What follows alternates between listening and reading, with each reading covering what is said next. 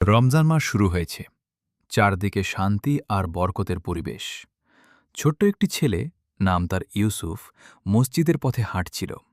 সে শুনল ইমাম সাহেব বলছেন, রমজান এলে জান্নাতের দরজা খুলে দেওয়া হয়, জাহান্নামের দরজা বন্ধ করা হয়।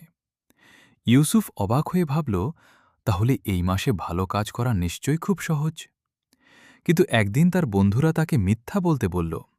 ইউসুফের মনে একটু দ্বিধা তৈরি হল। তখন সে হাদিসের কথা মনে করল, শয়তান তো শিকলবন্দি, তাহলে খারাপ চিন্তা কেন আসছে? ইউসুফ বুঝতে পারল এটা তার নিজের নফস তাকে ভুল পথে টানছে। সে সাহস করে সত্য কথা বলল এবং খারাপ কাজ থেকে নিজেকে দূরে রাখল। ইমাম সাহেব হাসিমুখে বললেন, রমজান আমাদের নফসকে জয় করার মাস। সেই দিন থেকে ইউসুফ সিদ্ধান্ত নিল, রমজানে শুধু নয়, সারা জীবন ভালো মানুষ হয়ে থাকবে।